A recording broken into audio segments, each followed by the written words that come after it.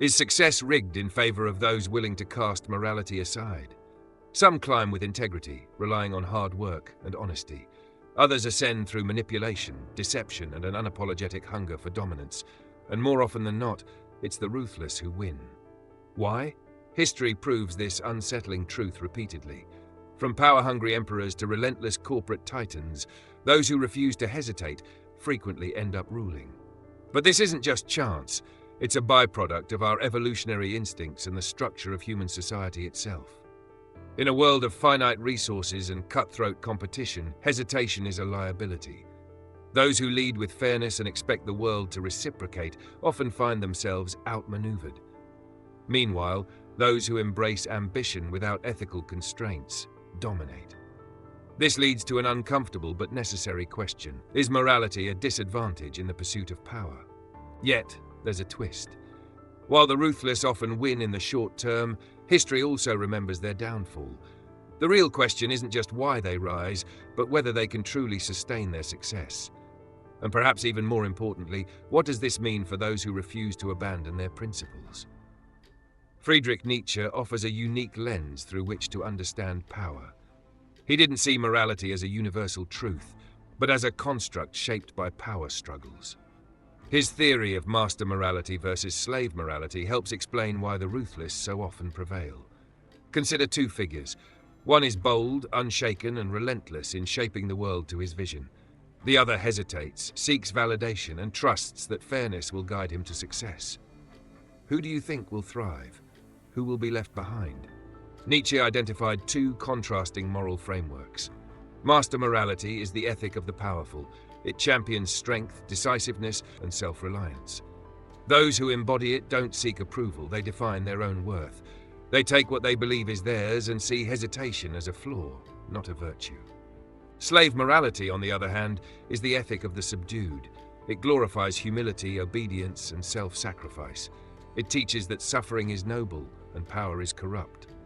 Nietzsche saw this as a survival mechanism for the weak, an ideology crafted by those who lack the means to impose their will. Here's the hard truth. Slave morality doesn't prevent the rise of the ruthless. It facilitates it. By condemning ambition and vilifying power, it ensures that those who reject these constraints take control. While the kind-hearted hesitate, the decisive act. And in a world where hesitation equals defeat, the outcome is predictable. What does this mean for you? Should you abandon morality and embrace cold-blooded ambition? Or is there a way to succeed without losing your soul? To answer that, we must analyze the psychology of power. Imagine a harsh wilderness, where survival isn't about fairness, but about strength, adaptability, and the will to endure. Nature doesn't reward virtue, it rewards resilience. Lions don't ask for permission to hunt. Storms don't apologize for their destruction. The world doesn't reward kindness, it rewards those who take action. Human society mirrors these instincts. Beneath its polished facade, power is seized by those who move boldly. The most successful figures, whether in business, politics, or history, often share common traits: relentless drive, a reduced fear of consequences, and in some cases, a lack of emotional restraint. This doesn't mean all successful people are sociopaths, but many possess traits that allow them to act without hesitation. Look at history's great rulers, innovators, and conquerors, from Alexander the Great to modern business magnates. The pattern is clear: success isn't given, it's taken. Those who wait for fairness remain in the background. Those who step forward, who dare to act, shape the world. Yet there's another layer to this story. Ruthlessness alone isn't enough. Many who rise through fear and manipulation eventually fall by the same means. Power without wisdom is a fragile throne. History is littered with examples of leaders who believed themselves invincible until they weren't. One of the greatest illusions we're taught is that the world is fair. From childhood, we're told that good people are rewarded, that justice prevails. Fairy tales and social teachings reinforce this comforting belief. But reality tells a different story. Hard work doesn't always lead to wealth. Honesty doesn't always secure leadership. Kindness is often met with exploitation. This isn't a flaw in the system, it is the system. Power and success are not distributed based on merit alone. They are taken by those who understand the rules of the game. Psychologists call this the just world fallacy. the belief that people get what they deserve. This mindset breeds passivity. If you think goodness alone guarantees success, you will ignore the harsh realities of competition and strategy. Meanwhile, those who reject this illusion are already moving ahead. But does this mean morality is useless? Should we all abandon principles in pursuit of power? Not necessarily. The key is to understand the game without becoming enslaved by it. Those who suffer most are often those who believe playing fair is enough.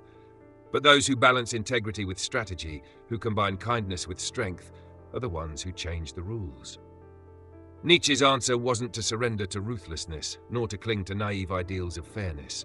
Instead, he introduced the concept of the Übermensch, the individual who transcends both morality and illusions. The Übermensch does not passively accept societal expectations, but forges their own destiny. At the heart of the Übermensch is the will to power. Unlike passive morality, which is based on submission and guilt, the will to power is about embracing one's creative force, to shape, to innovate, to impose meaning on a meaningless world. It's not about oppressing others, but about mastering oneself. While the weak are shackled by fear, the Übermensch moves forward, unburdened by illusions. This is why the worst may rise, but they rarely endure. Ruthless individuals play a short game, seizing power through manipulation. The Übermensch plays the infinite game, building something lasting. They are creators, not just takers. So can you succeed in a world that rewards the ruthless? Absolutely. But only if you stop expecting fairness and start mastering power on your own terms. Power isn't inherently evil, it's a tool. When used with wisdom and discipline, it can lead to greatness. The real question isn't whether power is good or bad, it's whether you will claim it before those who misuse it do.